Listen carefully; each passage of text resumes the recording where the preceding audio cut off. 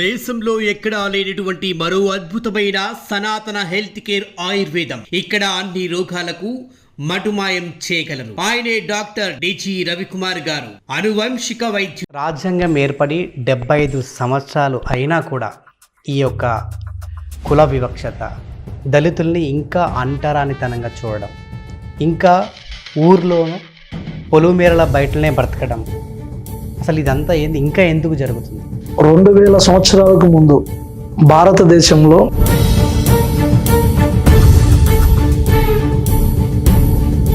అన్ని అంటే కులాలకు సంబంధించిన వాళ్ళు చదువుకుంటే మరి కుల వృత్తులు ఎవరు చేస్తారు? ఆనాటి క్రమంలోకి వెళ్తే దాదాపు చచ్చిన పశువుల చర్మాన్ని ఒలిచి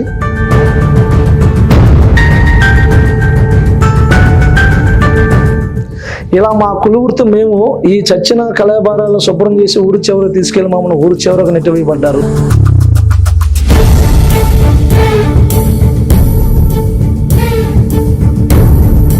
వైఎస్ఆర్సీపీ కుటుంబానికి అదేవిధంగా కాంగ్రెస్ పార్టీకి దూరం చేయడానికి టీడీపీ స్థాపించిన బట్టి ఎంఆర్పిఎస్ అని అంటున్నారు. నిజమేనా?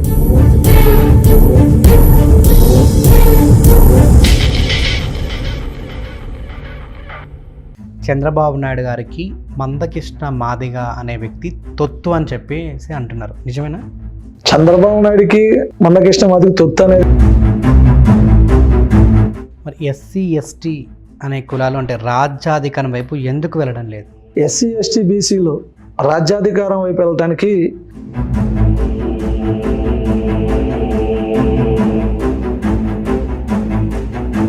జనరల్గా మాదిగలు వెన్నుపోటు అంటే తట్టుకోలేరు. మరి అట్లాంటిది మీరు ఎన్నో వెన్నుపోట్లు మిమ్మల్ని పొడిచారు, మరి మీరు ఎందుకు ఎదురు తిరగలేదు? మా పైన దాడులు చేసే అందరితో మేము అంటే దళితులకు రిజర్వేషన్ ఉంటే చాలు, రక్షణ అవసరం లేదా? రిజర్వేషన్ అనేది ఆ కాలాన్ని బట్టి అప్పుడున్నటువంటి పరిస్థితుల్లో మరి ఎందుకు 90% మంది దళితులు క్రిస్టియన్స్గా కన్వర్ట్ అవుతున్నారు? ఆ రోజుల్లో క్రిస్టియన్గా కన్వర్ట్ అవడానికి, ఆ రోజుల్లో దళితులని గుడిలోకి వెళ్ళడానికి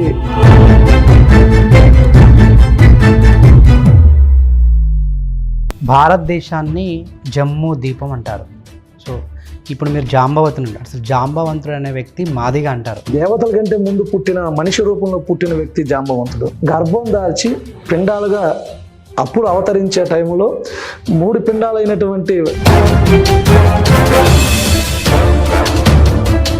అప్పుడు జాంబవంతుడి దగ్గరికి వెళ్ళినప్పుడు జాంబవంతుడు ఆ 3 పిండాలు దాని మీద పెట్టడం జరిగింది. వాళ్ళే బ్రహ్మ విష్ణు మహేశ్వరుగా ముగ్గురు అవటం. ధృతరాష్ట్రులు పాండరాజులు, వీళ్ళకి పుట్టినప్పుడు కౌరవులు పాండవులు మాదిగ జాతి రక్త బంధువులు. చుండూరు హత్య అంటే ఆవేశపూరితంగా జరిగిందా, లేకుంటే ఇక్కడ కులపూరితంగా జరిగినటువంటి హత్యనా? కక్షపూరితంగా కుల అహంకారంతో జరిగింది చుండూరు దమనకాండ.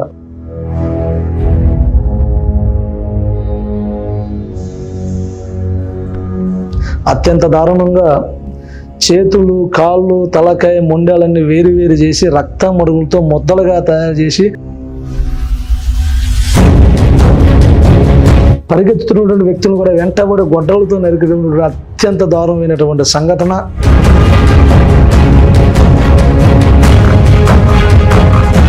అంబేద్కర్ దహనం చేసినటువంటి మనస్మృతిని మళ్ళీ ఎందుకు తీసుకొస్తున్నారు?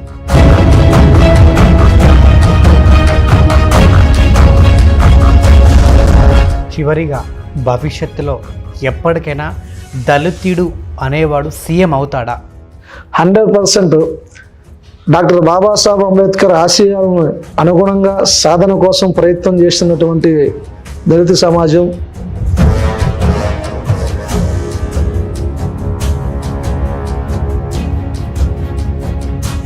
కేవలం అంబేద్కర్ ఆశయాల సాధనల కోసం పనిచేస్తూ కన్షీరామ్ అనే ఒక నార్మల్ మనిషి, ఒక సాధారణ వ్యక్తి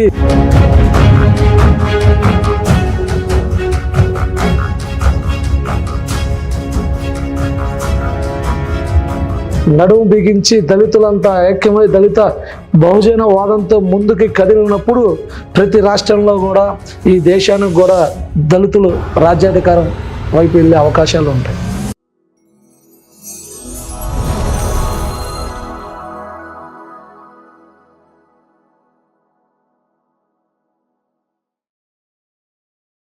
hello, welcome to my show నిజం విత్ నరేష్ రాయ్.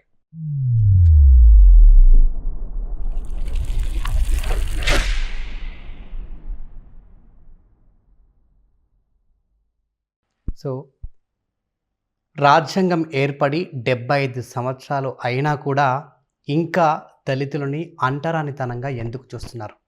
ఇంకా ఈ కుల వివక్షత ఎందుకు పోవడం లేదు? అదేవిధంగా ఈ ఎంఆర్పిఎస్ అనే ఒక సంస్థ ఏర్పడడానికి కారణం ఏంటి? సో ప్రస్తుతం నాతో పాటు ఉన్నారు ఆంధ్రప్రదేశ్ మాదిగ రిజర్వేషన్ పోరాట సమితి రాష్ట్ర అధ్యక్షులు సువర్ణరాజు గారు అలియాస్ చిన్ని. సో వీటన్నిటి గురించి మరిన్ని విషయాలు చెప్పడానికి మన ముందుకు వచ్చారు. నమస్తే సార్. నమస్కారం. ఎలా ఉన్నారు? బాగున్నాం, మీరు బాగున్నారా? Yeah, super. రాజ్యాంగం ఏర్పడి 75 సంవత్సరాలు అయినా కూడా ఈ యొక్క కుల వివక్షత, దళితుల్ని ఇంకా అంటరానితనంగా చూడడం, ఇంకా ఊర్లోనూ పొలుమేరల బయటనే బ్రతకడం, అసలు ఇదంతా ఏంది? ఇంకా ఎందుకు జరుగుతుంది?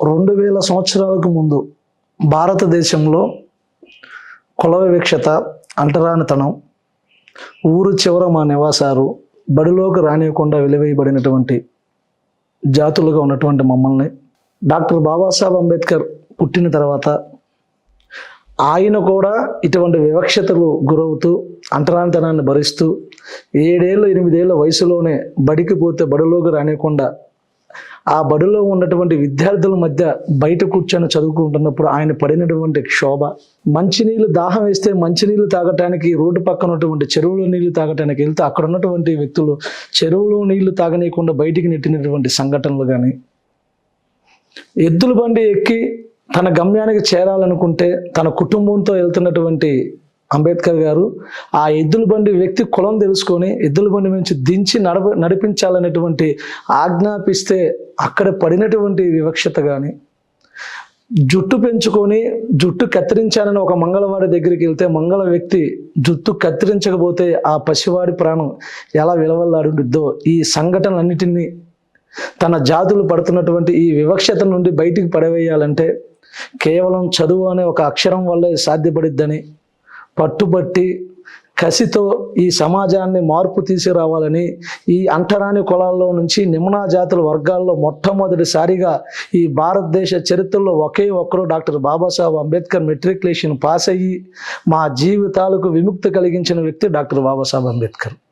ఆయన పడినటువంటి బాధలు, విదేశాల్లో చదువుకున్నటువంటి మొట్టమొదటి వ్యక్తి, 2 దేశాల్లో ఒకేసారి చదువుకొని ఈ దేశంలో అడుగుపెట్టిన భారతీయుడు కూడా డాక్టర్ బాబాసాహెబ్ అంబేద్కర్ ఒక అంటరాని కులంలో పుట్టిన వ్యక్తే. అటువంటి అంటరాని కులంలో పెట్టి ఎన్నో అవమానాల మధ్య, ఎన్నో బాధల మధ్య భారతదేశ రాజ్యాంగాన్ని రాయటానికి అవకాశం కల్పించకపోయినా రాజ్యాంగ పరిషత్తులో గెలిస్తేనే రాజ్యాంగాన్ని రాసే హక్కు ఉందని తెలుసుకొని పోటీ చేసినా కూడా అంబేద్కర్ గారిని గెలవనీయకుండా అక్కడ కూడా ఓడగొట్టి రాజ్యాంగాన్ని రాయనీయకుండా చేసిన పట్టుదలతో, కృషితో, కొంతమంది ముస్లింల సహాయంతో డాక్టర్ బాబాసాహెబ్ అంబేద్కర్ మళ్ళీ పూణేలో గెలిచినటువంటి నియోజకవర్గాన్ని కూడా మళ్ళీ పాకిస్తాన్లో కలిపి మళ్ళీ ఈయన రాజ్యాంగాన్ని రాయనీయకుండా అడ్డుకట్ట వేయడానికి చేసినటువంటి సోకాజ్ లీడర్ ఎంతోమంది ఉన్నా చివరికి మెక్డొనాల్డ్ సహాయంతో మరలా అంబేద్కర్ గారు రాజ్యాంగం రాయటానికి, రాజ్యాంగ పరిషత్తులో నిలబడటానికి గెలిచి మళ్ళీ రాజ్యాంగం రాసే హక్కును పొందాడు. కాబట్టి ఈరోజు భారతదేశంలో పుట్టిన ప్రతి బిడ్డ స్వేచ్ఛ సమానత్వంతో బతుకుతున్నారంటే అది కేవలం భారతదేశం తరపున ఇచ్చినటువంటి భారత రాజ్యాంగం తరపున అది బాబాసాహెబ్ అంబేద్కర్ ఇచ్చిన రాజ్యాంగం. అండ్ ఇంతకుముందు మీరు అన్నారు దళితులు అందరూ చదువుకోవాలి అని చెప్పేసి అంబేద్కర్ అన్నారు. మరి అన్ని అంటే కులాలకు సంబంధించిన వాళ్ళు చదువుకుంటే మరి కుల వృత్తులు ఎవరు చేస్తారు? కుల వృత్తులు షెడ్యూల్ క్యాస్ట్ ఎస్సీలో ఉన్నటువంటి మేము ఎస్సీల బిడ్డలందరం కూడా ఆనాటి క్రమంలోకి వెళ్తే దాదాపు చచ్చిన పశువుల చర్మాన్ని ఒలిచి ఆ చర్మాన్ని శుభ్రం చేసి ఆ చర్మం ద్వారా వృత్తిని ఎంచుకున్నటువంటి మేము మాదిగలం. చచ్చిన కళాబారాల మనుషుల యొక్క శవాలను మోస్తూ తీసుకెళ్లేటువంటి మా సోదరులు మాలలు. ఇలా మా కులవృత్తి మేము ఈ చచ్చిన కళాబారాలను శుభ్రం చేసి ఊరు చివరకు తీసుకెళ్లి మమ్మల్ని ఊరు చివరకు నెట్టివేయబడ్డారు. సామాజిక విద్యకు బీసీలను దూరంగా చేయబడ్డారు. షెడ్యూల్ ట్రైబల్ని, మా జాతిలో ఉన్నటువంటి మా సంతతికి చెందినటువంటి షెడ్యూల్ ట్రైబల్ని ఊరికి దూరంగా కొండలు గుట్టలకి విలవేయబడినటువంటి జాతులుగా నివసించారు. కేవలం బ్రాహ్మణులు, క్షత్రియులు, వైశ్యులు మాత్రమే ఈ దేశంలో పరిపాలన కొనసాగించే విధంగా చేశారు. కాబట్టి ఈ అంటరానితనంలో నుంచి బయటపడేయటం కోసం ఏ ఊరు నుంచి అయితే గ్రామం దాటి మా గ్రామం నుండి వేరే గ్రామానికి వెళ్ళాలంటే, ఆ గ్రామంలో నడవాలంటే కాళ్ళకి చెప్పులు వేసుకోకుండా ఆ చెప్పులు చేతబట్టి, ఉమ్మొస్తే ఉయ్యటానికి బయట కింద పడకుండా మూతికి ముంతగట్టి, మేము నడుస్తున్నటువంటి మా నడక పాద ముద్రలు కింద పడకుండా ఉండటానికి మా వెనక చీపురి కట్టి, ఆ నడిచేటువంటి క్రమంలో ఆ చీపురి ఆ అడుగులు తడకుండా పోవటానికి, మేము వస్తున్నామని మా మెడలో గంట కట్టి మా గంట మోత మోగితే కానీ ఆ ఊర్లో అంటరానోడు వస్తున్నాడు రా అని చెప్పి తెలుసుకొని తలుపులు వేసుకొని వాళ్ళు కనపడకుండా ఉండే పరిస్థితి. అది కూడా సూర్యుడు నిట్టనిడును మధ్యాహ్నం 12 గంటలకి మా నెత్తిన వెలిసే క్రమంలో ఆ సూర్యుడి కిరణాలు మా నెత్తిన మీద పడితే ఆ కిరణాలు మా పక్కన కూడా పడకుండా మా నీడ మా మీదే పడేటువంటి సమయంలోనే ఆ గ్రామం దాటాల్సిన దుస్థితి నుంచి ఈరోజు మీతో నేతో ఈ దేశాన్ని పరిపాలించే విధంగా ఈ దేశంలో పుట్టిన ప్రతి బిడ్డలు సమానంగా బతకాలనే ఉద్దేశంతో పోరాడి సాధించి భారత రాజ్యాంగం ద్వారా ప్రతి ఒక్కరు సమానం అనే చేయగలిగిన వ్యక్తి డాక్టర్ బాబాసాహెబ్ అంబేద్కర్. ఎంఆర్పిఎస్ అదేవిధంగా ఏపీ ఎంఆర్పిఎస్ అసలు తేడా ఏంటి ఈ రెండింటి మధ్య? ఎంఆర్పిఎస్ అనేది మాదిగ రిజర్వేషన్ పోరాట సమితి. మాదిగ రిజర్వేషన్ పోరాట సమితి స్థాపన అనేది భారత రాజ్యాంగం తర్వాత రిజర్వేషన్లు ఇచ్చిన క్రమంలో రిజర్వేషన్లు మొదలైన దగ్గర నుంచి దాదాపు 94 వరకు చూసుకుంటే షెడ్యూల్ కులాల్లో ఉన్నటువంటి రిజర్వేషన్ల ఫలాలు ఎస్సీలో 59 కులాలు ఉంటే 59 కులాల్లో ఒక 100 ఉద్యోగాలు ఉంటాయి. ఆ 100 ఉద్యోగాల్లో ఎస్సీలు అప్లై చేసుకోవటం వల్ల చదువుకున్నటువంటి వ్యక్తులు ఎవరైతే ఎక్కువగా ఉన్నారో వాళ్ళు అప్లై చేయటం ద్వారా షెడ్యూల్ కులాల్లో ఉన్నటువంటి 59 కులాలకు సమానంగా అందటం లేదని, ఒక సామాజిక వర్గానికి మాత్రమే వాటి ఫలాలు పూర్తిగా వినియోగించుకుంటున్నారని, మాకు అన్యాయం జరుగుతుందని 94లో దండారో ఉద్యమాన్ని మొదలుపెట్టారు మందకృష్ణ మాదిగ అన్న. అయితే ఆ 94 ముందు వరకు ఉద్యోగాల్లో ఎస్సీ అనగానే ఉద్యోగాలు వస్తే అందులో ఎక్కువ శాతం మా సోదరులే ఉండేవాళ్ళు. అటు రిలీజ్ అవని, అటు మాదిగలు అవని, వాటి ఉపకులాలైనా కూడా కేవలం 1-2 ఉద్యోగాలు మాత్రమే పరిమితం. ఎక్కువ శాతం మా సోదరులు తీసుకోవటం వలన, అంటే వాళ్ళు మాకంటే ముందు నుంచే చదువుకొని ఉండటం వలన వాళ్ళు దాని ముందు స్థానంలో వెళ్ళటం జరిగింది. కాబట్టి మేము చివరికి వెనకడుగు అయిపోతున్న పరిస్థితుల్లో ఉన్నాం. కాబట్టి దండార ఉద్యమం మొదలయ్యే ముందులోనే 1977లోనే మహారాష్ట్రలో వర్గీకరణ జరిగి, షెడ్యూల్ కులాలకు వర్గీకరణ జరిగి 2 భాగాలుగా చేసి అక్కడ ఉన్నటువంటి జనాభా ప్రకారం ఆ రిజర్వేషన్ సమానంగా పంచడం జరిగింది. ఆ తర్వాత 1981లో ఆంధ్ర రాష్ట్రంలో, ఉమ్మడి ఆంధ్రంగా ఉన్నటువంటి ఆంధ్ర రాష్ట్రంలో 81లోనే అప్పుడున్నటువంటి రాజకీయ నాయకులు షెడ్యూల్ క్యాస్ట్కి జరుగుతున్న రిజర్వేషన్ ఫలాల్లో ఉన్నటువంటి అన్యాయాలని, ఏ విధంగా నష్టపోతున్న దాన్ని కూడా పూర్తి స్థాయిలో కరపత్రాలు వేస్తూ ప్రతి పల్లెల్లోకి తిప్పినటువంటి సంఘటనలు కూడా మీకు గుర్తు చేస్తున్నా. 81 నుంచి మొదలుపెట్టినటువంటి వర్గీకరణ అంశాన్ని దాదాపు 81 నుంచి కొన్ని లక్షల మందితో 91లో ఇదే హైదరాబాదు ప్రాంగణంలో మాదిగలందరూ ఏకమయ్యి ఒక పెద్ద బహిరంగ సభ పెట్టినప్పుడు యావత్ దేశం మొత్తానికి కూడా ఎస్సీ రిజర్వేషన్ ఫలాలు పూర్తి స్థాయిగా అట్టడుగు వర్గాలకు అందటం లేదు, సమానంగా అందాలంటే వీరిని విభజించాలి, విభజిస్తే ఏబిసిడీలుగా వర్గీకరించవచ్చు అన్న కోణంలో దాన్ని బయటికి తీసుకురావటం, లక్షలాది మంది గుండెల్లోకి తీసుకెళ్ళటం జరిగింది. ఆ సభకు వచ్చినటువంటి మందకృష్ణ మాదిగన్న సభ చూసిన తర్వాత 94లో ఇదే ఈదుమూడి, ప్రకాశం జిల్లా ఈదుమూడి అనే గ్రామంలో ఎస్సీలకు సంబంధించినటువంటి ఒక ఐఏఎస్ ఆఫీసర్ మా సోదరుడు ఆ రోజు ఒక అధికారిగా ఉండి ప్రభుత్వం ఇస్తున్నటువంటి ఇళ్లకు సంబంధించిన స్థలాలలో అవకతవకలు చేస్తూ ఎస్సీలకు పంచాల్సిన అన్ని కూడా మా సోదరులకు మాత్రమే పంచారు, మిగిలిన ఎస్సీలో ఉన్నటువంటి కులాలకు పంచలేదని ఒక కోణాన్ని తీసుకొని వచ్చి వర్గీకరణ డిమాండ్ పూర్తి స్థాయిలో ఆ రోజు నుంచే మొదలు పెట్టుకుంటూ ఈదుమూడిలో 1994 జూలై 7వ తేదీన దండోర ఉద్యమం ఆవిర్భవించడం జరిగింది. ఏపీ ఎంఆర్పిఎస్ వైఎస్ఆర్సీపీ కుటుంబానికి అదేవిధంగా కాంగ్రెస్ పార్టీకి దూరం చేయడానికే టీడీపీ స్థాపించినటువంటి ఎంఆర్పిఎస్ అని అంటున్నారు, నిజమేనా?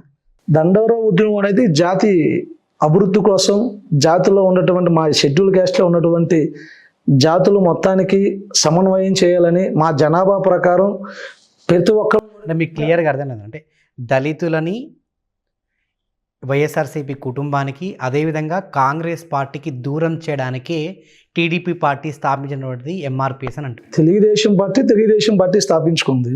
దండోరా ఉద్యమాన్ని తెలుగుదేశానికి ఎటువంటి సంబంధం లేదు. దండోరా ఉద్యమం మొదలైనప్పుడు తెలుగుదేశం ప్రభుత్వం మాదిగలకి సపోర్ట్ చేస్తానని వర్గీకరణ చేయటంలో క్రియాశీలకంగా వ్యవహరించారు. వర్గీకరణ చేయటంలో చంద్రబాబు నాయుడు పాత్ర అప్పట్లో ఉంది. 2000లో వర్గీకరణ జరిగిందంటే అది చంద్రబాబు నాయుడు గారి పుణ్యమే. వర్గీకరణ జరగడం వల్ల దాదాపు 30,000 మంది ఉద్యోగాలు పొందాము. దాదాపు 1,00,000 మంది పైగా విద్యార్థులు విద్యను అభ్యసించడం జరిగింది. కానీ గల్లీలో నుంచి మొదలైనటువంటి వర్గీకరణ ఉద్యమం మొట్టమొదటిసారిగా ఆంధ్ర తెలంగాణ ఉమ్మడి రాష్ట్రంగా ఉన్నప్పుడు అనంతపురం జిల్లా తాడిపత్రిలో మొట్టమొదటి తెల్లబల్ల రవి అనే వ్యక్తి తన ప్రాణాన్ని తృణప్రాయంగా అర్పించడం ద్వారా ఆ రోజు ఉద్యమం గల్లీ నుంచి ఢిల్లీకి చేరడానికి గల కారణం తెల్లబల్ల రవి. అలాగ తెల్లబల్లి రవి లాగా ఎంతోమంది దాదాపు 14 మంది బిడ్డలు ప్రాణత్యాగాలు చేసి తన జాతి బిడ్డలందరికీ కూడా సమన్వయం చేసి విద్యా ఉద్యోగాల్లో ముందుకెళ్లాలనే ఉద్దేశంతో దండోరా ఉద్యమం ఎవరి బానిసత్వం కాదు, ఎవరి కింద ఉండేది కాదు, జాతి ప్రజల అభివృద్ధి కోసం పోరాడే ఏకైక ఉద్యమం దండోరా ఉద్యమం. గతంలో కూడా అంటే 2 రాష్ట్రాలు విడిపోకముందు చంద్రబాబు నాయుడు గారికి మందకృష్ణ మాదిగ అనే వ్యక్తి తొత్తు అని చెప్పేసి అంటున్నారు, నిజమేనా? చంద్రబాబు నాయుడికి మందకృష్ణ మాదిగ తొత్తు అనేది ఎక్కడా లేదు.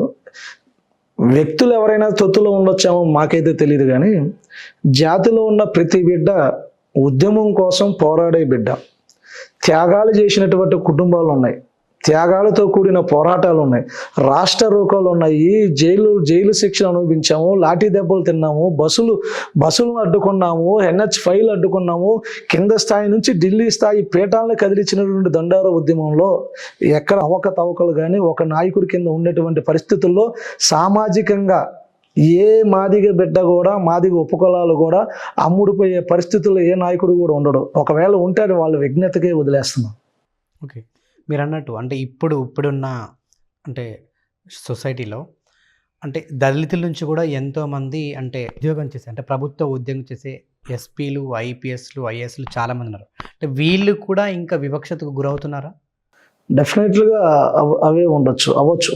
ఎందుకంటే ఉద్యోగాలు చేసే వాళ్ళ మీద ఆ రోజుల్లో డాక్టర్ బాబాసాహెబ్ అంబేద్కర్ విదేశాల్లో చదువుకొని వచ్చి బరోడా మహారాజు సంస్థానంలో ఉద్యోగం చేసేటప్పుడు కూడా ఆయన కింద ఉన్నటువంటి ప్యూను కూడా ఆయన మంచినీళ్ళు అడిగితే మంచినీళ్ళు ఇవ్వకుండా టేబుల్ మీద గెంటితో దూరంగా పెట్టేసినటువంటి సందర్భాలు ఉన్నాయి. ఈ రోజుకి అటువంటి లేకపోయినా బయటికి పక్కన కూర్చొని మాట్లాడుతున్నా కొంతమంది ఆ వివక్షతో ఉన్నారు. అది స్పష్టంగా కొన్ని గ్రామాల్లో తెలుస్తూనే ఉంది. రెండోది, మీరు ఉద్యోగస్తుల గురించి అడిగారు. డెఫినెట్గా ఉద్యోగాల్లో పనిచేస్తున్నటువంటి వ్యక్తుల మీద, ఆ ఉద్యోగాలు పై ఉన్నటువంటి ఆఫీసులు అగ్రవర్ణాలు ఎవరైతే ఉన్నారో వాళ్ళు చిన్న చూపు చూసే అవకాశాలు 100% మా జాతుల మీద ఇప్పటికీ ఉన్నాయి. అది ఎప్పుడు ఉండే పరిస్థితుల్లోనే ఉన్నాయి. దానికి విముక్తి కేవలం దళిత సమాజం రాజ్యాధికారం వెళ్ళే వరకు ఇటువంటివన్నీ జరుగుతూనే ఉంటాయి. మరి SC, ST అనే కులాలు అంటే రాజ్యాధికారం వైపు ఎందుకు వెళ్ళడం లేదు? SC, ST, BCలు రాజ్యాధికారం వైపు వెళ్ళడానికి స్వతంత్రం రాకముందు నుంచి కులవృత్తిని నమ్ముకొని పోరాటం చేశాం. స్వతంత్రం వచ్చిన తర్వాత భారత రాజ్యాంగం ద్వారా మేము రాజ్యాంగం అమలవుతున్నా కూడా నేటికి ఈ భారతదేశ సంపద అగ్రవర్ణాల చేతుల్లోనే ఉన్నాయి. ఈ దేశంలో పరిశ్రమలు అగ్రవర్ణాల చేతిలో ఉన్నాయి. ఈ భారతదేశంలో ఉన్నటువంటి వ్యాపారాలు అగ్రవర్ణాల చేతిలో ఉన్నాయి. SC, ST, BCల్లో ఎంతమంది మీడియా అధిపతులుగా ఉన్నారు, పారిశ్రామికవేత్తలుగా ఉన్నాము, వ్యాపారాలు చేసుకుంటున్నాము. ఎవరెవరు ఈ దేశ సంపదలో మూల నివాసులుగా ఉన్న మేము ఈ దేశ సంపదలు ఎక్కడా చోటు లేదు. కాబట్టి ఈ SC, STకి సంబంధించిన బిడ్డలందరూ కూడా ఆర్థికంగా ముందుకు డెవలప్ అయితే గనక పూర్తి స్థాయిలో రాజ్యాధికారం వైపు వెళ్ళటానికి అడుగులు వేయలేం. ఓకే, అంటే గతంలో కూడా అంటే రావణాసురుడు అనే ఒక వ్యక్తి మీకు తెలిసే ఉంటుంది. సో ఆయన కథకు వచ్చారు కూడా అదొక కట్టు కథ అని చెప్పేసి కూడా ఇప్పటికీ దళితులు రావణాసురుడిని సపోర్ట్ చేస్తున్నారు. రావణాసుడు కట్టుకథ అంటే రామాయణం కట్టుకథ కాదు కదా. రామాయణం కట్టుకథ అంటే రావణాసుడు కట్టుకథ కదా. రావణాసుడు లంకను ఏలాడు, లంకకు అధిపతి. లంకలో ఉన్నటువంటి ప్రజలందరూ కూడా రావణాసుని దేవుడిగా భావిస్తారు. సీతను తీసుకుపోవడం వలన, సీతాదేవిని తీసుకుపోవడం వల్ల రావణాసుడు మనకి రాక్షసుడు అయ్యి ఉండొచ్చాము. శూర్పణఖని రాముణ్ణి ఇష్టపడ్డానని చెప్పినటువంటి శూర్పణఖని లక్ష్మణుడు చెవుకోసి శూర్పణఖని అవమానం పెట్టడం జరిగింది.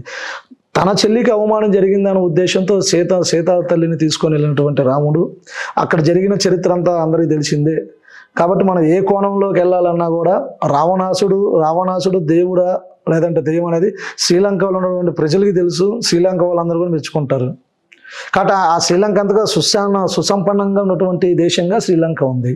మన దేశంలో మన సీతాదేవిని తీసుకెళ్లారు కాబట్టి రావణాసుడిని మనం రాక్షసుడిగా ఇక్కడ వర్ణించడం జరిగింది. సో రావణాసురుడిని అంటే కాల్చేయడం ఇదంతా ఎందుకు దళితులు దాన్ని రావణాసుని చంపారు.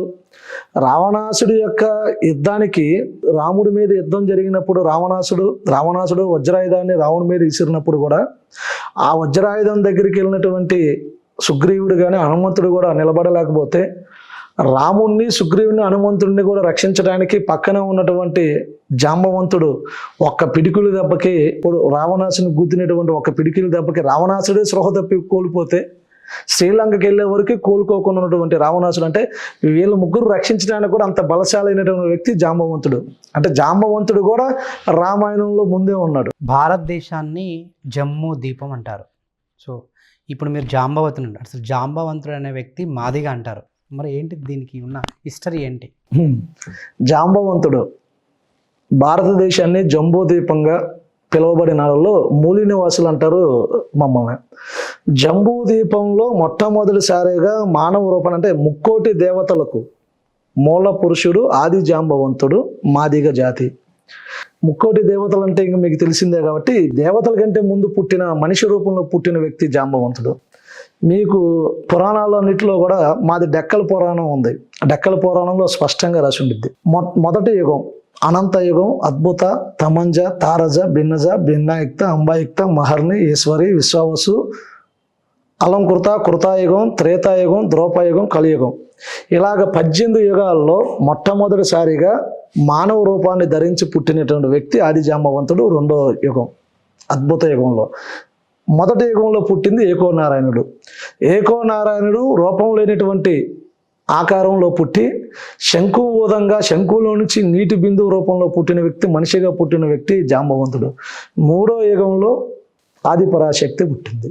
ఎక్కడి నుంచి సృష్టి కార్యం అందరికీ తెలిసింది. ముక్కోటి మొల్లాలు తిరుగుతూ ఉండగా ఆది జాంబవంతుడు, చాలా బ్రీఫ్గా చెప్పేస్తా, ఆది జాంబవంతుడు నీళ్ళ మీద బాస్పటలు వేసుకొని కూర్చొని కింద తామర పాకు మీద ఉన్నప్పుడు ఆదిపరాశక్తి ఆయన అడగటం, ఆయన నువ్వు నా తర్వాత పుట్టావమ్మా, నువ్వు నా చెల్లి అవుతావు, నీకు మనం లోక కళ్యాణం కోసం మనకంటే ముందు ఉన్నటువంటి ఏకోనారాయణ దగ్గరికి వెళ్దాము. ఇద్దరు కలిసి ఏకోనారాయణ దగ్గరికి వెళ్ళినప్పుడు ఏకోనారాయణుడు ఆదిపరాశక్తిని శపిస్తే ఆడనములుగా పుట్టినటువంటి ఆదిపరాశక్తి శపించినాక ఆదిపరాశక్తి ఆడనములైనటువంటి ఆదిపరాశక్తి మళ్ళీ వెంటనే ఏకోనారాయణని శపిస్తే మొగనములుగా అయినటువంటి ఏకోనారాయణుడు కంటిబొట్టుని ఆడనములు ఎప్పుడైతే మింగిద్దో గర్భం దాల్చి పిండాలుగా అప్పుడు అవతరించే టైంలో 3 పిండాలైనటువంటి బ్రహ్మ, విష్ణు, మహేశ్వరుణ్ణి వీళ్ళని ఈ నీటి మీద ఎక్కడ పెట్టాలో తెలియని పరిస్థితుల్లో అప్పుడు జాంబవంతుడి దగ్గరికి వెళ్ళినప్పుడు జాంబవంతుడు ఆయన కింద ఉన్నటువంటి తామరపు వాకుని ఆదిపరాశక్తికి ఇస్తే అక్కడ ఆ 3 పిండాలు దాని మీద పెట్టడం జరిగింది. వాళ్ళే బ్రహ్మ, విష్ణు, మహేశ్వరుగా ముగ్గురు అవటం. అక్కడ నుంచి హిస్టరీ మొత్తం మీకు తెలిసిందే.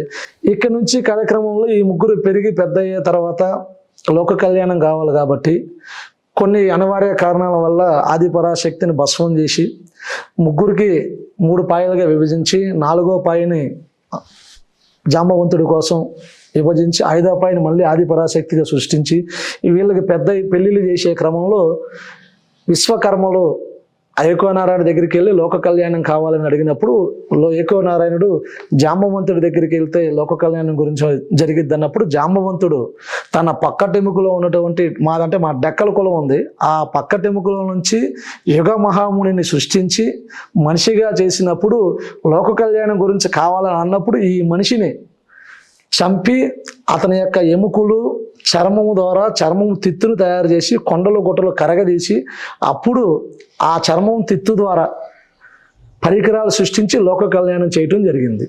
ఈ లోక కళ్యాణం చేసినాక ఆది జాంబవంతుడికి మాతాంగి మహర్షి పుడతాడు. మాతాంగి మహర్షికి అరుంధతమ్మ పుట్టిద్ది.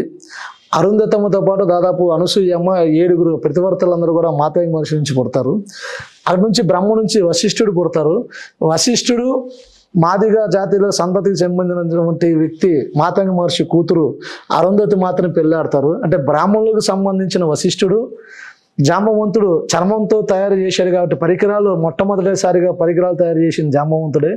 ఆ జాంబవంతుడు వారసుడు మాతంగి మహర్షి కూతురు అరుంధతి మాతని పెళ్ళాడని సద్బ్రాహ్మణుడు వశిష్ఠుడు బ్రాహ్మణుడైతే వీళ్ళిద్దరికి పుట్టిన బిడ్డలే శక్తికి పుట్టిన బిడ్డలు పరాచరు బిడ్డలు వ్యాసుడు, వీళ్ళకి పుట్టిన బిడ్డలు ధృతరాష్ట్రులు పాండరాజులు, వీళ్ళకి పుట్టిన బిడ్డలు కౌరవులు పాండవులు మాదిగ జాతి రక్త బంధువులు.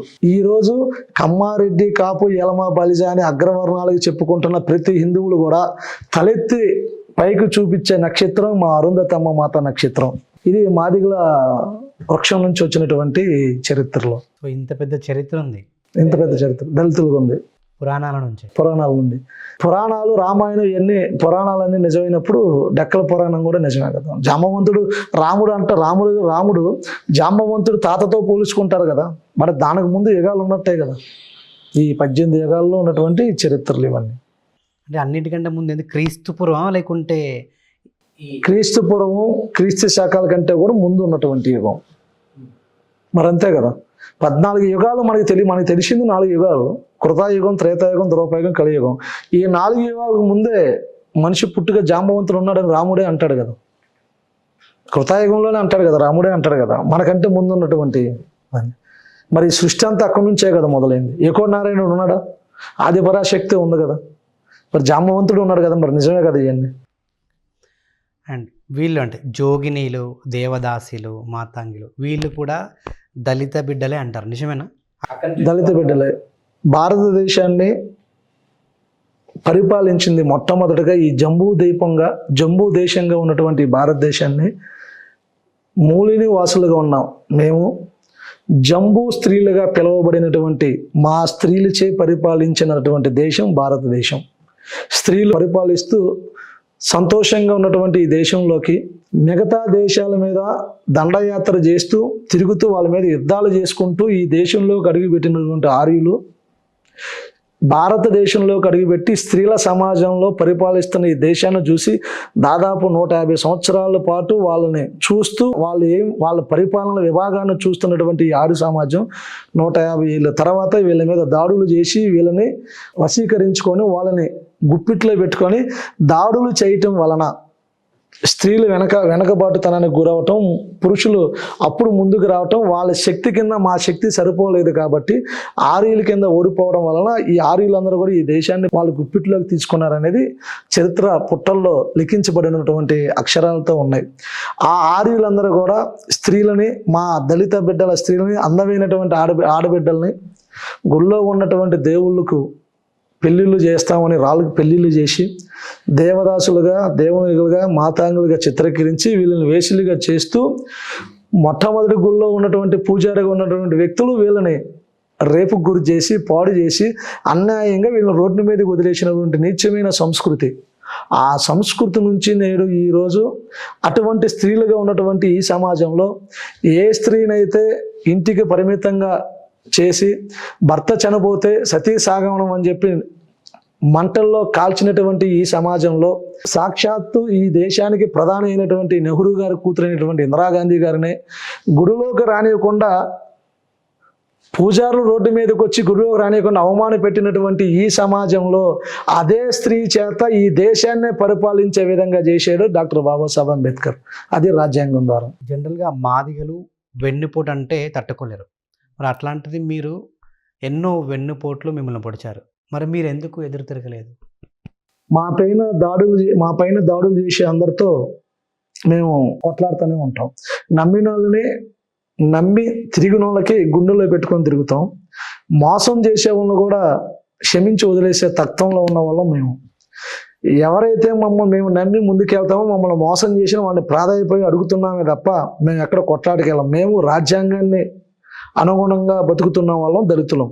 అంటే ఈరోజు అంటే కాలేజీలలో ర్యాగింగ్ పేరుతోటి విద్యార్థులను కూడా అంటే ఒక కుల పేరుతోటి ఎంతోమంది అంటే ర్యాగింగ్ చేస్తూ ఆ కుల వివక్షతతోటి బాధ పెడుతున్నారు. మరి అవన్నీ మీరు ఎందుకు ఆపడం లేదు? ఉదయం లేచిన కానించి ఏ పేపర్ చూసినా, ఏ ఫోన్ చూసినా, ఏ ఒకటి చూసినా దళితులను గుళ్ళోకి రానివ్వలేదు. దళితులను అంటరానాలు చూశారు. పలానా మంగళ షాపు దగ్గర మనల్ని అవమానించారు, పలానా షాపు దగ్గర మనల్ని అవమానించారు. ఒక అధికారి మనల్ని తిట్టాడు, ఒక అధికారి మన ఫోన్లో అమ్మన బూతులు తిట్టాడు. ఎక్కడ చూసినా దళితులను అవమానించారు, సంఘటనలు చేశారు. ప్రేమిస్తే అగ్రవర్ణాల అమ్మని ప్రేమిస్తే దళితుడు అని చెప్పని చంపేశారు. ఈ అన్నిటి మీద రోజు నిత్యం ఎక్కడో చోట దారుణంగా మేము పోరాటాలు చేస్తూనే ఉన్నాం. మా ప్రజలకి, మా దళిత సమాజానికి రక్షణ కోసం మాలాంటి ఎంతోమంది యువకులు ఉద్యమకారులుగా ఎంతో ప్రయత్నం చేసి పోరాటం చేస్తూనే ఉన్నాం. కొన్ని మేము పోరాటం చేయగలుగుతున్నాం కాబట్టి కొంతవరకు మేము అరకట్టగలుగుతున్నాం తప్ప దాన్ని పూర్తి స్థాయిలో మేము అరకట్టలేనటువంటి పరిస్థితుల్లో ఉన్నాం. అంటే దళితులకు రిజర్వేషన్ ఉంటే చాలు, రక్షణ అవసరం లేదా? రిజర్వేషన్ అనేది ఆ కాలాన్ని బట్టి అప్పుడున్నటువంటి పరిస్థితుల్లో చదువు లేదు, ఉద్యోగాలు లేవు, వ్యాపారాలు లేవు కాబట్టి డాక్టర్ బాబాసాహెబ్ అంబేద్కర్ పోరాడి సాధించినటువంటి రిజర్వేషన్లో పొందుతూ ఇప్పుడు ఆర్థికంగా, ఉద్యోగాల పరంగా, సామాజిక పరంగా కూడా కొంచెం డెవలప్ అవుతున్నటువంటి దళితులం. మేము కూడా ఈ దేశంలో పుట్టిన వాళ్ళమే, మూల నివాసమే. మాకు కూడా స్వేచ్ఛ సమానత్వాలు ఉన్నాయి. మాకు అందరితో సమానంగా బతకాలనేటువంటి మానవత్వ కోణంలో ఉన్నటువంటి మేము, మా బిడ్డలు కూడా కలెక్టర్ అవ్వాలి, మా బిడ్డలు కూడా ఐఏఎస్ ఆఫీసర్ అవ్వాలి, ఐపీఎస్ ఆఫీసర్ అవ్వాలి, వ్యాపారస్తులు అవ్వాలి, ఈ దేశాన్ని పరిపాలించే వ్యక్తుల్లో కూడా మేము కూడా ఉండాలనేది మాకు కూడా కోరుకుంటుంది. 85% జనాభా ఉన్న మేము రాజ్యాధికారం వైపు ఎప్పుడైతే అడుగులు వేయగలమో ఈ దేశ సంపదలో కూడా మేము వాటాలు పొందగలం. మరి ఎందుకు 90% మంది దళితులు క్రిస్టియన్స్గా కన్వర్ట్ అవుతున్నారు? ఆ రోజుల్లో క్రిస్టియన్గా కన్వర్ట్ అవడానికి, ఆ రోజుల్లో దళితులని గుడిలోకి వెళ్ళడానికి ప్రవేశం లేదు. కాలారాం దేవాలయం, మహారాష్ట్రలో కాలారాం దేవాలయం నుంచి దేవుణ్ణి గుడిలో నుంచి విగ్రహాన్ని బయటికి తీసుకొచ్చేటప్పుడు కాలారాలయం గుడి బయట, గేటు బయటే కొన్ని వేల మంది దళితుల్ని సమీకరించి డాక్టర్ బాబాసాహెబ్ అంబేద్కర్ యొక్క ఆధ్వర్యంలో గుడిలోకి ప్రవేశించడం కోసం చేసిన పోరాటం దేశ చరిత్రలోనే ఒక సంచలనమైనటువంటి పోరాటం. అంటే దేవుడు గుడిలో ఉన్నటువంటి ఊరేగింపుకు వస్తున్నటువంటి విగ్రహాన్ని మోయటానికి కూడా అర్హత లేదు అని నీచంగా చూడబడిన ఈ సమాజంలో క్రిస్టియన్ విదేశాల నుంచి వచ్చినటువంటి బ్రిటిషర్స్ ఈ జనాలందరికి కూడా వాళ్ళకి సహాయపడుతూ, వాళ్ళకి బట్ట గుడ్డు కూడా తిండి ఇస్తూ వాళ్ళకి సహకరించారు కాబట్టి కృష్ణాటి వైపు తిరగటం అనేది జరిగింది. మరి ఈరోజు అంటే ఎవరైతే దళితులుగా ఉన్న వాళ్ళు క్రైస్తవునిగా మారుతున్నారో వాళ్ళని బీసీడీ అని రాజ్యాంగబద్ధంగా మనం పిలుస్తాం. మరి అట్లాంటిది అటు దళితుడు అంటే క్రైస్తవుగా మారినాక కూడా ఇక్కడ మళ్ళీ ఎస్సీ యొక్క రిజర్వేషన్ కిందట మళ్ళీ అన్నెందుకు తీసుకున్నాడు? అంటే ఇక్కడ ఆయనని ఎస్సీ అనాలా లేకుంటే క్రైస్తవుడు అనాలా? ఎస్సీ అనేది షెడ్యూల్ క్యాస్ట్, బీసీసీలో బ్యాక్వర్డ్ క్యాస్ట్ ఉన్నటువంటి ఎస్సీలో ఉన్న క్రిస్టియన్ మాదిగా, బీసీసీలో ఉన్న క్రిస్టియన్ మాదిగా, క్రిస్టియన్ మాల అంటాం. ఎస్సీలోని హిందూ మాలిగా, హిందూ మాల, హిందూ మాదిగా, హిందువులు వెళ్ళి అంటే హిందువులో ఉన్న ఎస్సీలో ఉన్నటువంటి ఎస్సీ క్యాస్ట్లో ఉన్నటువంటి హిందూ మాదిగా, హిందూ మాలల్ని, బీసీసీలో ఉన్నటువంటి క్రిస్టియన్ మాదిగా, క్రిస్టియన్ మాలల్ని అది మైనార్టీల కింద తీసుకున్నారు తప్ప వాళ్ళు క్యాస్ట్ పరంగా వచ్చేలేకి మేము ఎస్సీలో, వాళ్ళు బీసీసీలో, క్రిస్టియానిటీ కింద. మతం అది, కులం ఒకటే, మతంలో మార్పు. ఇక్కడ అంటే బీసీ కిందికి మారిపోతున్నారు కదా వన్స్. అంటే ఇప్పుడు దళితులు ఎప్పుడైతే క్రైస్తవుడిగా మారిపోతాడో అప్పుడు ఇక్కడ మీకు అంటే మతం తీసుకుంటే కులం మారాలా? ఎలా మారిద్ది? మతం తీసుకుంటే కులం ఎందుకు మారిద్ది? ముస్లిమ్స్, నేను హిందువుని, నా పుట్టుక హిందువా, నేను హిందువుగా ఉన్నాను, చర్చికి వెళ్ళినంత మాత్రాన్ని నేను నా కులం మారాలా? అది నా మతం, నా వ్యక్తిత్వం. నాకు నచ్చిన దేవుడి దగ్గరికి వెళ్ళటానికి నాకు రాజ్యాంగంలో నాకు స్వేచ్ఛ ఉంది. నేను హిందువుగా పుట్టాను, నేను క్రిస్టియన్, నాకు ఇష్టం, నేను గుడికి వెళ్ళినంత మాత్రం నా కులం మారాలా? కులం మాదిగే, మతం ఇంకోటి అయి ఉండొచ్చు, కానీ నేను కులం మారటానికి ఎలా అవకాశం కుదిరిద్ది? ఎలా? దళితులు క్రైస్తవుడిగా మారినాక వాళ్ళని బీసీసీ కిందిగా ఆ కేటగిరీ కిందకి వెళ్ళిపోతారు. అలాంటప్పుడు అంటే కేటగిరీకి వెళ్ళిపోయినాక కూడా అదే దళితులు ఇక్కడ ఎస్సీ రిజర్వేషన్ కూడా మళ్ళీ పొందుతున్నారు. మరి ఇక్కడ ఒరిజినల్ ఎస్సీలకి అన్యాయం జరుగుతుంది కదా. ఇప్పుడు ఎస్సీలో ఉన్నటువంటి బిడ్డలు బీసీసీలో ఉన్నటువంటి వ్యక్తులు అది బీసీసీ రిజర్వేషన్ కింద వర్తించింది, ఎస్సీలో ఉన్నటువంటి వ్యక్తులు ఎస్సీ కింద వర్తించింది.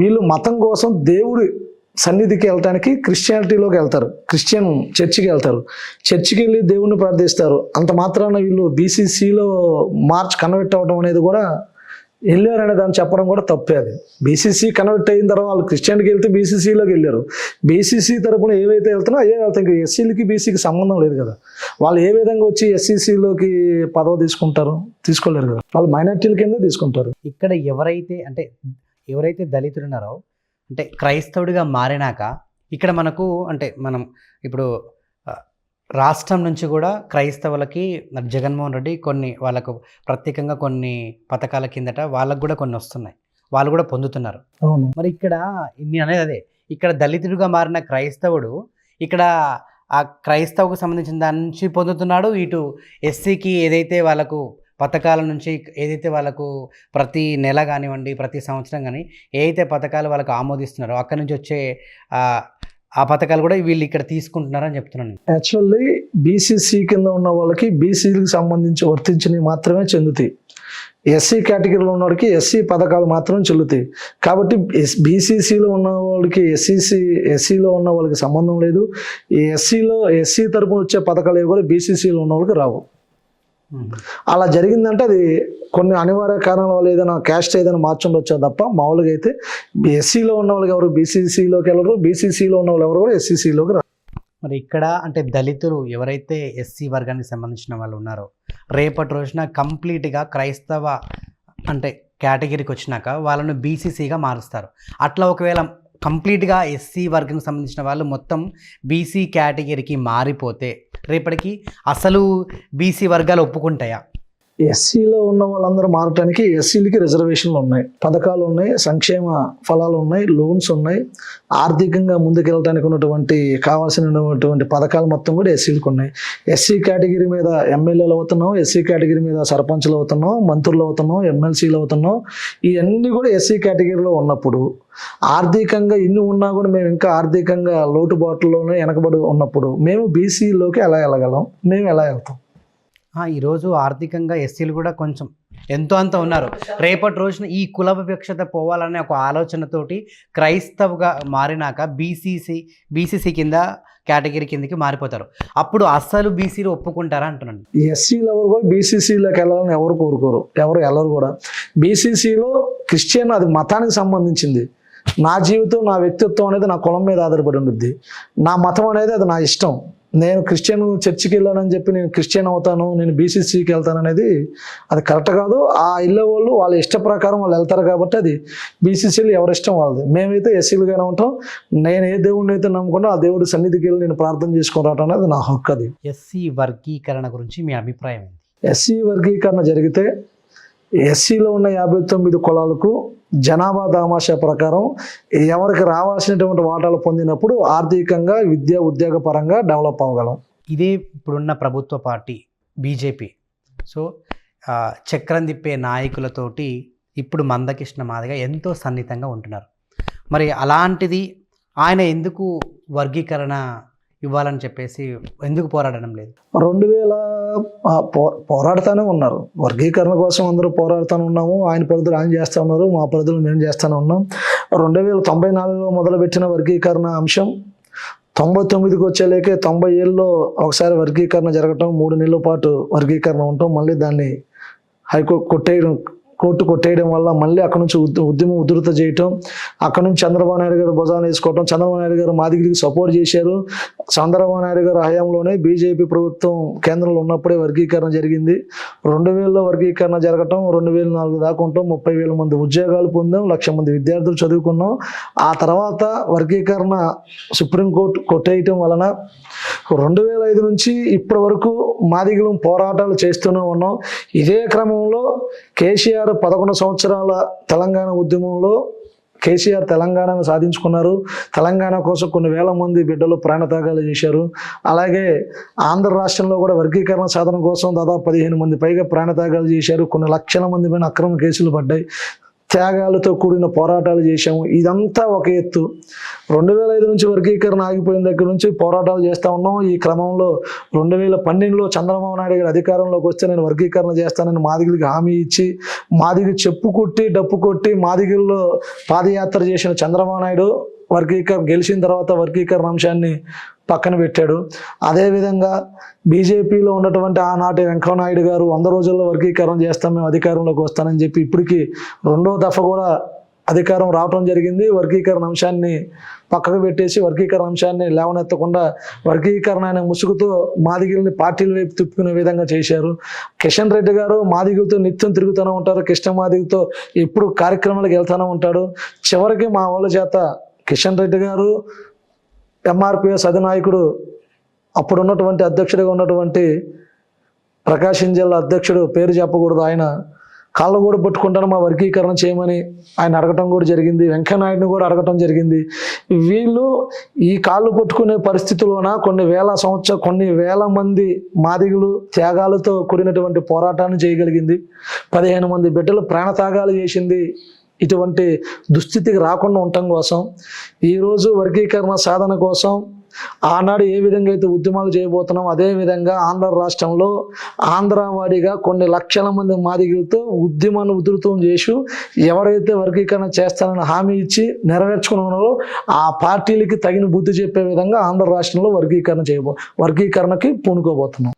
అండ్ మీరు అన్నట్టు అంటే ఎంతోమంది ప్రాణత్యాగం చేశారన్నారు. అంటే ఇప్పుడు కానీ గతంలో కానీ మనం అంటే పల్లెల్లో చూసుకుంటే ఎక్కువ కళాకారులు మనకు దళితుల నుంచే కనిపిస్తారు, వాళ్ళనే ఎక్కువ చూస్తుంటాం.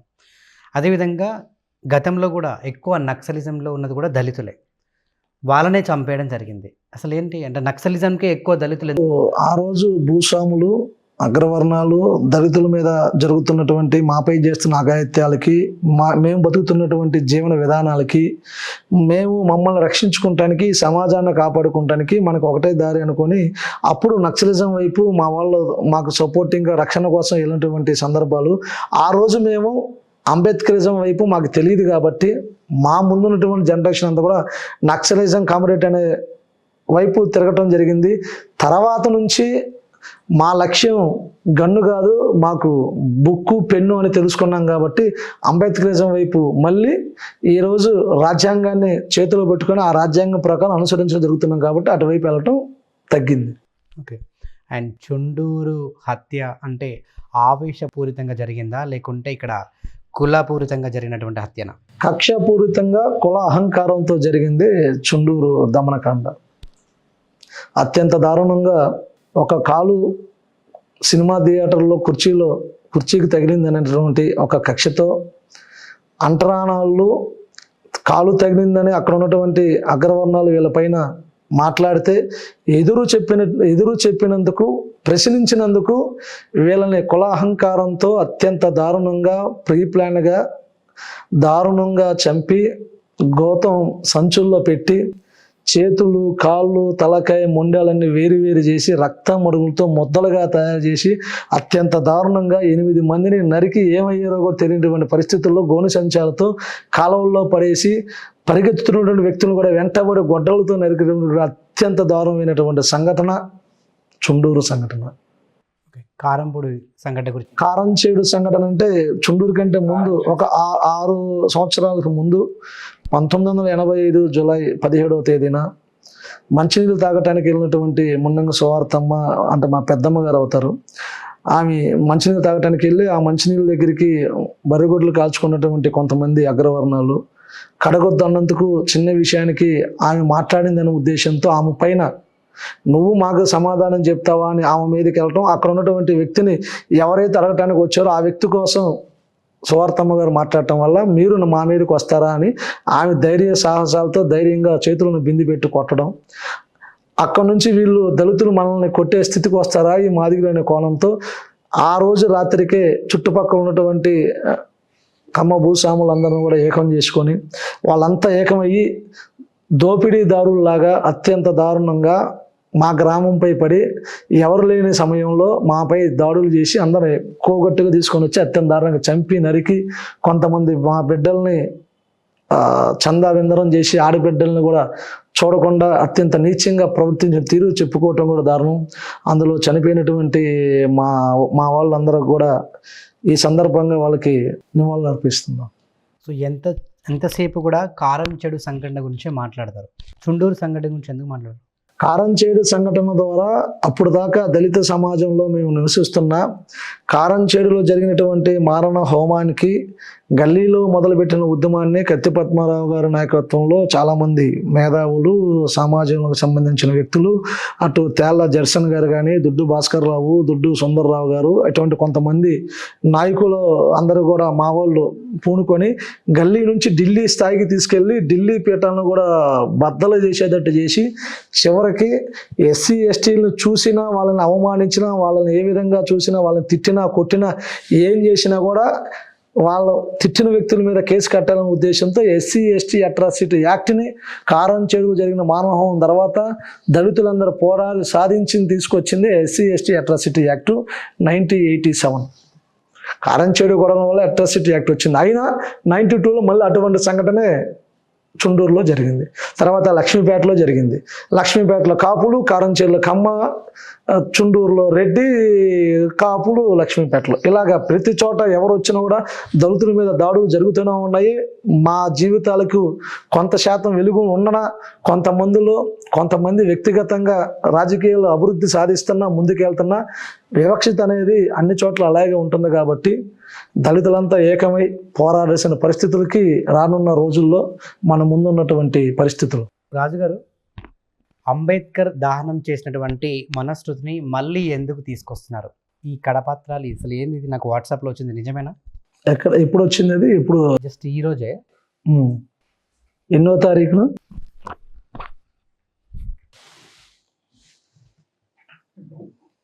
మనశ్రుతి ప్రాచీన భారత రాజ్యాంగ శిక్షాస్మృతి గ్రంథావిష్కరణ సభ. డాక్టర్ మర్రి కృష్ణారెడ్డి గారు హిందీ నుండి అనువదించబడిన మనశ్రుతి ప్రాచీన భారత రాజ్యాంగం శిక్షాస్మృతి గ్రంథావిష్కరణ సభ. బ్రహ్మశ్రీ డాక్టర్ మూడుగుల నాగఫణి శర్మ. 11వ తేదీన మనస్కృతి గురించి ప్రాచీన భారత రాజ్యాంగం శిక్షాస్మృతి గ్రంథావిష్కరణ సభ. ఓకే.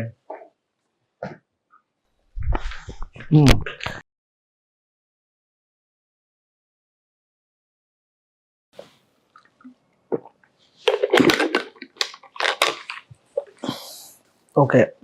మనశ్రుతి అనేది భారతదేశంలో కొన్ని వేల సంవత్సరాలుగా అణచివేతలకు, అరాచకాలకు, దౌర్జన్యాలకు, కుల అహంకారానికి, బానిసత్వంతో మగ్గుతున్నటువంటి షెడ్యూల్ కులాల జనాభాకు, షెడ్యూల్ ట్రైబుల్కు మనశ్రుతిని రుద్ది ఈ కులాలు ఎవరు కూడా అగ్రవర్ణాల గ్రామాల్లో తిరగరాదు, అగ్రవర్ణాల బిడ్డలను చూడకూడదు, అగ్రవర్ణాలకి ఇలా గాలి సోకితే కూడా మైలు తగిలిద్దని, అగ్రవర్ణాల్లో నివసించేటువంటి ఇళ్లలోకి రానివ్వకుండా అగ్రవర్ణాల కింద పనిచేస్తూ అగ్రవర్ణాలకు సంబంధించినటువంటి కుల వృత్తులన్నిటిని కూడా చేపించుకునే విధానంలో వీళ్ళని వాడుకుంటూ ఏ విధంగా చూసినా కూడా శిక్షలన్నీ కూడా ఈ అంటరాని శూద్ర కులాలకి మాత్రమే చెల్లుతాయని, కేవలం బ్రాహ్మణులు, వైశ్యులు, క్షత్రియులకు మాత్రమే శిక్షలు లేకుండా ఈ శూద్ర కులాలందరికీ శిక్షలు పడేటట్టు చేసి పెళ్ళైనటువంటి ఏ స్త్రీనైనా కూడా అత్యంత దారుణంగా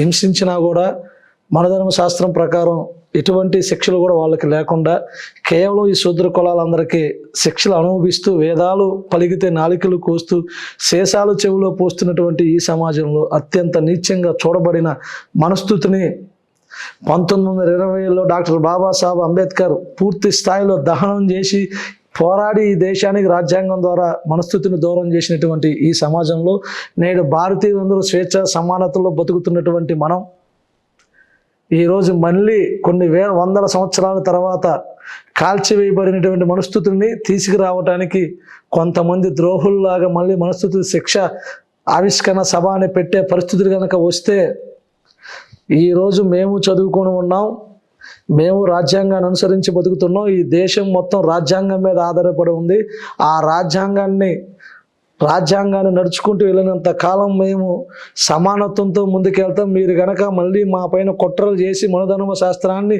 మళ్ళీ బయటికి తీసుకొచ్చి మా మీద పూనుకోవాలని చూస్తే ఈ దేశంలో ఉన్నటువంటి కొన్ని లక్షల మంది షెడ్యూల్ కులాలు, షెడ్యూల్ ట్రైబుల్, బీసీలు అందరం కూడా తిరుగుబడే పరిస్థితికి తీసుకురావద్దని కూడా తెలియజేస్తాం. ఓకే.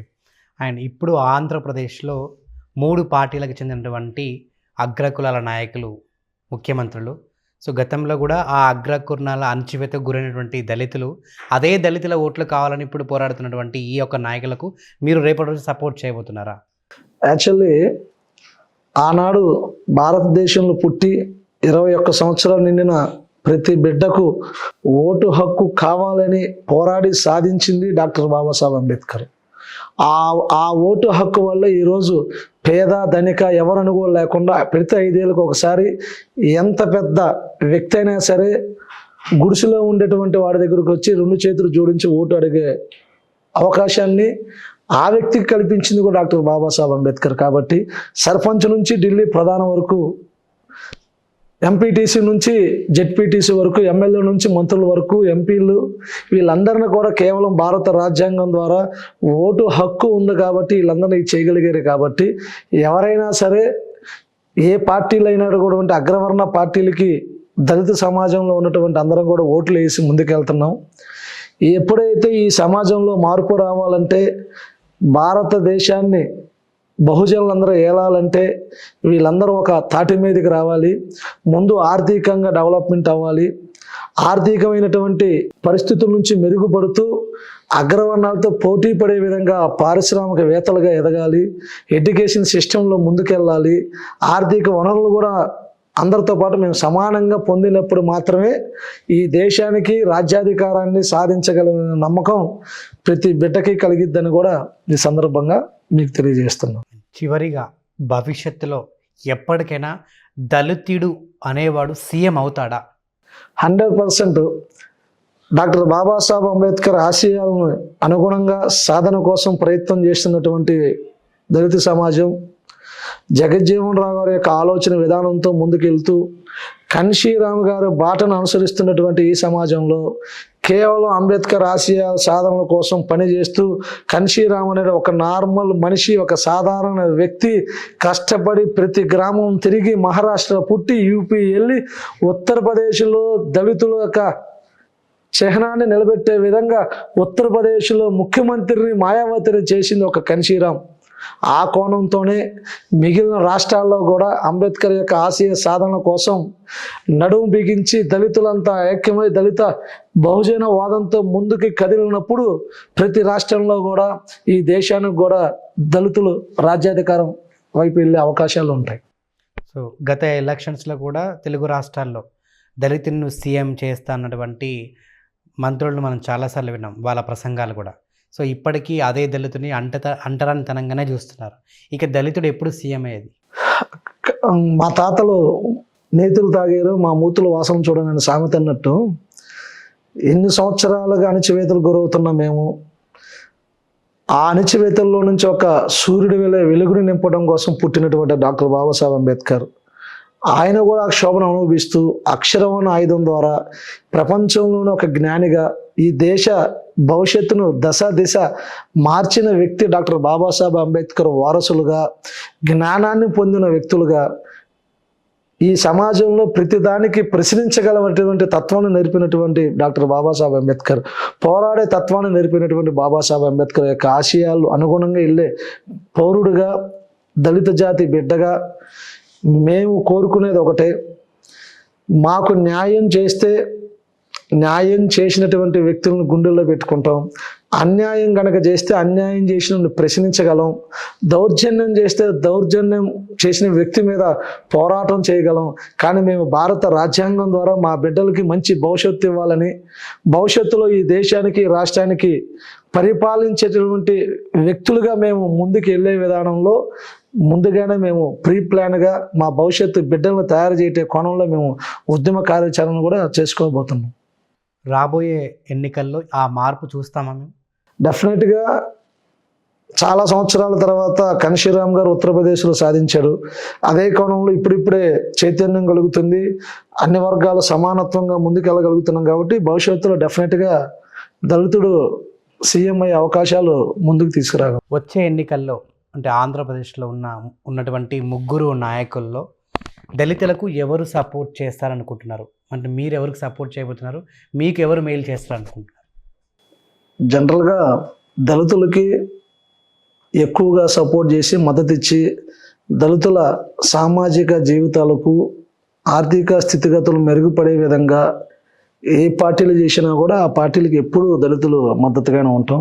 కానీ రాబోయే రోజుల్లో మేమే రాజ్యాధికారం కోసం, మేమే ముఖ్యమంత్రి పదవి కోసం, ఈ దేశ ప్రధాని పదవుల కోసం దళిత బహుజనులందరూ కూడా ఆ పదవిని పొందాలనే ఉద్దేశంతో గ్రామ స్థాయి నుంచి కూడా ఉద్యమాలు, అటు త్యాగాలతో చేసినటువంటి పోరాటాలు చేయబోతున్నాం. కాబట్టి డెఫినెట్గా మేము రానున్న రోజుల్లోనే ముఖ్యమంత్రి పీఠం కోసం, రాజ్యాధికారం కోసం మేమే ప్రయత్నం చేయాలనుకుంటున్నాం. అండ్ అదేవిధంగా జన సైనికుడు పవన్ కళ్యాణ్ గారు బీజేపీతో పొత్తు పెట్టుకోవడం వల్లనే దళిత ఓట్లు, దళితులు కానీ ఆయనకు దూరమై అనుకోవచ్చా? పవన్ కళ్యాణ్ గారికి బీజేపీ పార్టీకి గతంలో పవన్ కళ్యాణ్ గారు బహుజన సమాజ్ పార్టీతో పొత్తు కలుపుకొని ఎలక్షన్లో దిగినప్పుడు ఒక సీటు గెలవటం జరిగింది. దళితులు పవన్ కళ్యాణ్ గారు ఒక సినిమా స్టార్గా ఉన్నాడు, సినిమా స్టార్గా ఆదరించాము. నాకు వ్యక్తిగతంగా పవన్ కళ్యాణ్ గారు అంటే అభిమానం. ఆయన సినిమా ఫస్ట్ రోజే చూడటానికి వెళ్ళామని, తమ్ముడు సినిమా రిలీజ్ అయినప్పుడు కూడా చీరాల్లో సినిమా ఫస్ట్ రోజు బెనిఫిట్ షోకి ఇప్పుడు 4కో 5కో వెళ్ళినటువంటి ప్రేమ, చిరంజీవి గారి దగ్గర నుంచి అభిమానం, ప్రేమ ఆ కుటుంబం అంటే. రాజకీయ కోణంలోకి వచ్చేలాగే పవన్ కళ్యాణ్ గారు బీజేపీలోకి వెళ్ళటం వల్ల దళితుల ఓట్లు పోయినాయి అనేది వర్గీకరణ విషయంలో మాదిగలు బీజేపీ చేస్తానని మాదిగల్ని మోసం చేసింది. కాబట్టి బీజేపీ వైపు వెళ్లకుండా బీజేపీకి పైన యుద్ధం ప్రకటించాం, పోరాటం చేస్తున్నాం. ఎవరైతే వర్గీకరణకు అనుకూలంగా మాట్లాడతారో ఆ ప్రభుత్వానికి ఎప్పుడూ మాదిగలు వెన్నుదన్నులుగా ఉంటాము, మాదిగలు ఆ పార్టీల వైపు తిరుగుతాం. అది బీజేపీకి పవన్ కళ్యాణ్ గారికి వెళ్ళటం అనేది వాళ్ళ వ్యక్తిగత ఆలోచన బట్టి ఉండిద్ది. కాబట్టి దాని గురించి నేను చెప్పడం కన్నా భవిష్యత్తే దానివల్ల పరిణామాలు ఏంటనేది కనిపించింది.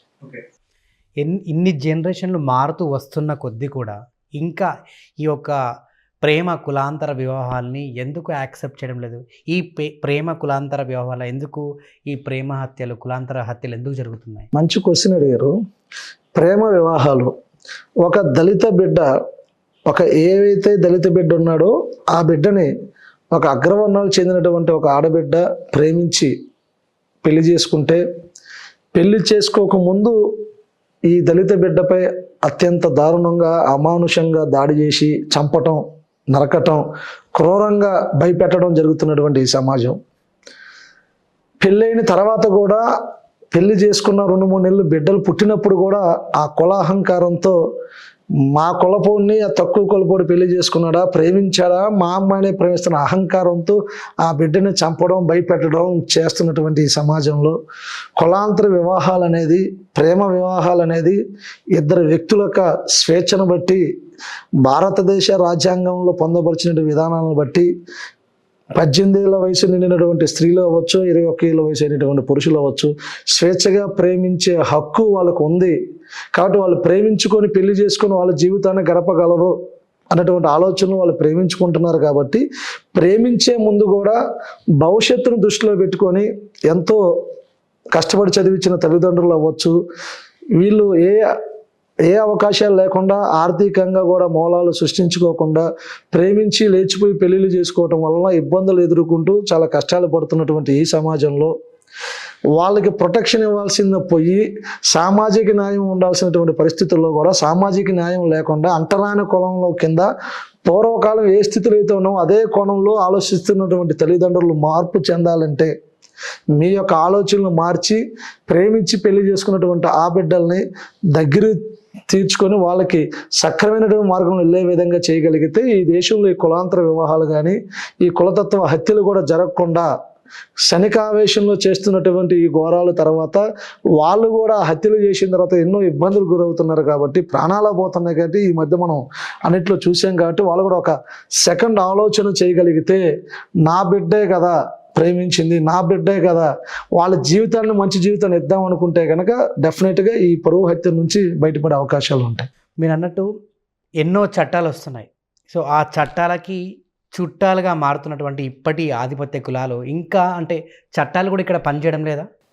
భారత రాజ్యాంగాన్ని రాసిచ్చినప్పుడే డాక్టర్ బాబాసాహెబ్ అంబేద్కర్ అంటారు, రాజ్యాంగాన్ని రాసిచ్చామే కానీ రాజ్యాంగం అనేది వ్యవస్థ సరైన మార్గంలోకి వెళ్తే మంచి జరిగిద్ది, సరైన మార్గంలో రాజ్యాంగం లేనప్పుడు అది తూట్లు పొడిసిద్ది అని చెప్పారు. ప్రస్తుతం రాజ్యాంగం అగ్రవర్ణాల చేతిలో ఉన్నటువంటి రాజ్యాంగంలా కనబడుతుంది కాబట్టి ఆ రాజ్యాంగాన్ని వాళ్ళ చేతుల్లో తీసుకొని అక్రమాలకు అయ్యే విధంగా చేస్తూ ఉండొచ్చు. ఏ రోజైతే దళితులు రాజకీయంగా ఇటువంటి క్రూరత్వమైనటువంటి సమాజానికి స్వస్తి పలికి బహుజన రాజ్యాధికారం వైపు ప్రయాణిస్తామో ఇటువంటి సంఘటనలకి ఇటువంటి దాడులు మొత్తానికి కూడా స్వస్తి పలికే రోజులు ముందుంటాయి. త్వరగా నేను కూడా రావాలని కోరుకుంటున్నాను. Thank you.